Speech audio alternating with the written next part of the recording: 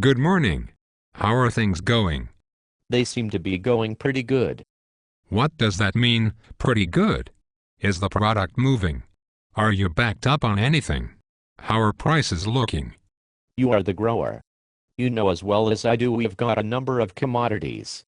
I would say it's a mixed bag overall, in terms of pricing. Okay then, how's the tomato market? The tomato market is looking pretty tough right now. I assume by tough you mean cheap. What are we talking about, numbers-wise? We're trying for anywhere from X dollars to Y dollars and getting very few takers. Wow. That's not good at all. We are doing a lot better than our competitors. Some of those guys are really stuck. They're fighting to see who can go the lowest. It's ugly. So we're not stuck? How many cases do we have in inventory? We've got cases in the cooler right now. Holy cow. How are you going to move all that? I think things will start to turn around later in the week. You know, we had that major storm that hit the East Coast over the weekend. It was all over the news. Bad weather really slows down demand.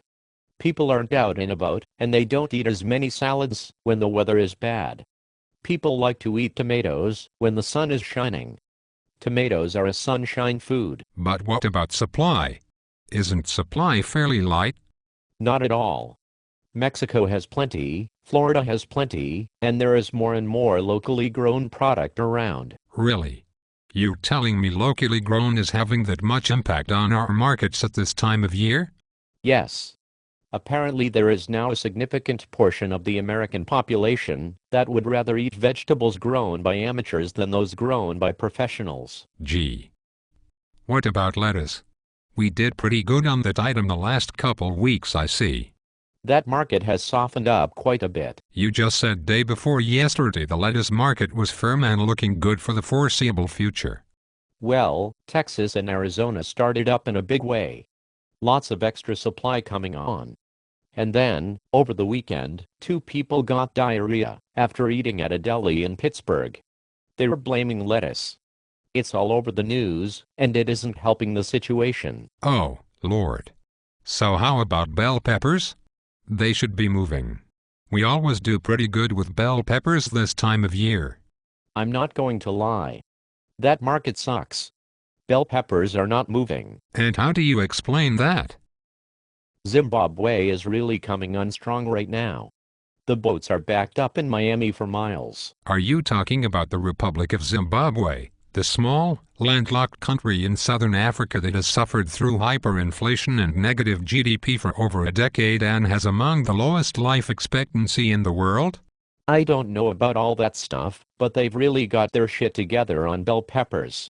Making matters worse, here in the US, the East Coast has had especially good weather recently and is producing lots more peppers than normal. 2.5 minutes ago you blamed the low tomato market on bad weather on the East Coast.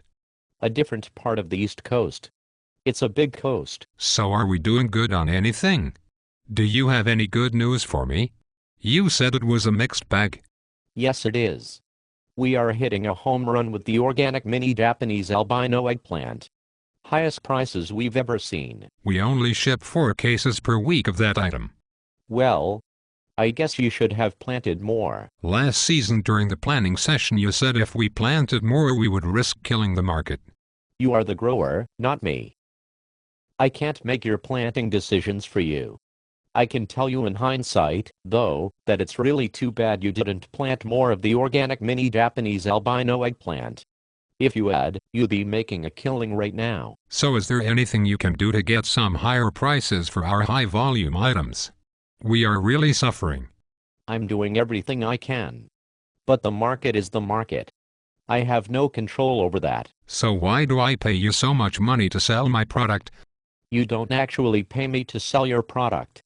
You pay me to explain why you aren't getting higher prices. Well, at least you're doing a good job with that.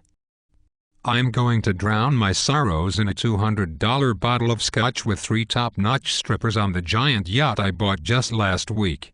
See you tomorrow. Okay. I will be ready.